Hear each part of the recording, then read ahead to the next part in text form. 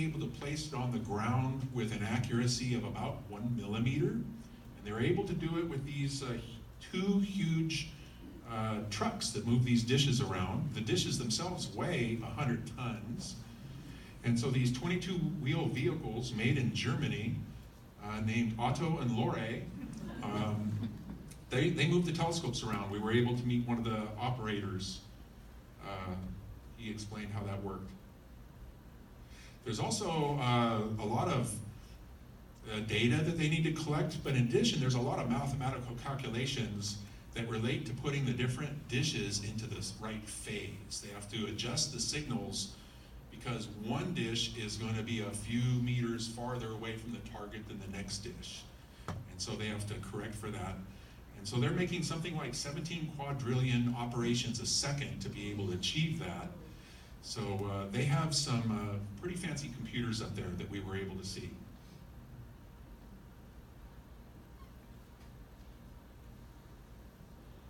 There are some smaller dishes in the array, some 7-meter dishes, but most of them are 12 meters in size.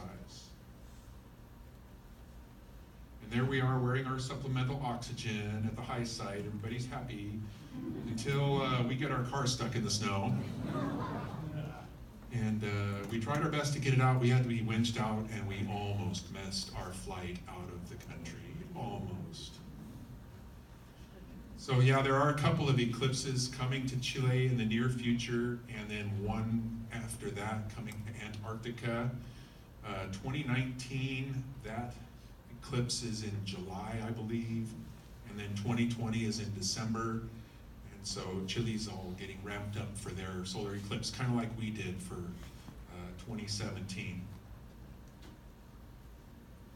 I did want to finish my talk tonight talking a little bit about the telescope that inspired me the most, and that would be the Large Synaptic Survey Telescope. It's under construction right now.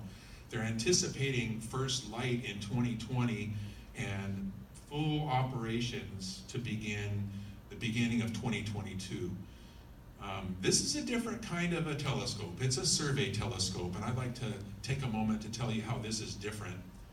With a lot of the telescopes we visited, an astronomer would make a proposal and submit it, and hopefully their proposal is good, so it will be accepted.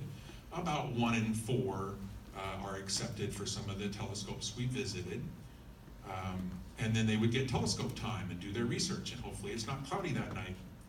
The LSST will have none of that. The LSST will survey the sky every 3 days. It'll take a shot for about 40 seconds, move the camera, take another shot, and it's going to take about 3 days to get full sky coverage of everything that you can see on a particular night from that site. And then it begins again. And just every 3 days surveys the whole sky. What we're looking for is things that are on the second image that weren't there on the first image. So a new comet, a new asteroid, a new Kuiper Belt object, a supernova, variable stars, things that are highly changeable. The amount of data that this telescope is going to provide is really stretching the limits of what we can store. A huge facility is being built in Illinois to house the data. I'm told that in a matter of just a night or two, that this telescope will create more data than the Gemini has created in its entire operation. So it's really a struggle to store all that. What's really exciting is that this data is not going to be given to particular professors for a year to do their study. It will be available instantly to anybody who wants it on the planet. There will be portals for amateur scientists such as yourself, professional scientists, teachers, students. The data is really meant to be shared with anybody that wants to get their hands into it. And that's exciting for me because I'm a high school teacher and I look forward to using this data in my classroom in a meaningful way. And then when I go home, maybe I'll discover some work cloud objects, Kuiper Belt objects, who knows?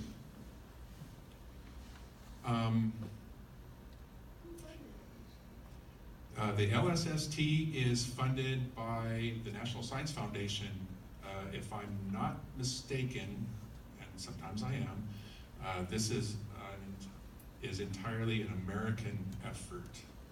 I hope I'm right when I say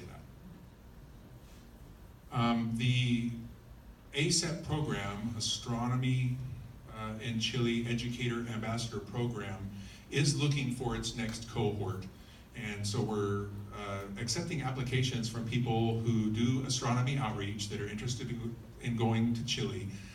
The cost is a plane ticket to Chile and back, and they cover all the rest. With the 2019 cohort that they're choosing right now, though, they've changed the entrance requirements a little bit.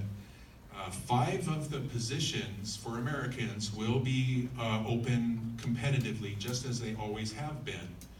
But 4 of the positions are going to be made available to anybody that would like to travel and is willing to pay for the costs associated with the trip, which I am told is in the neighborhood of $4,200.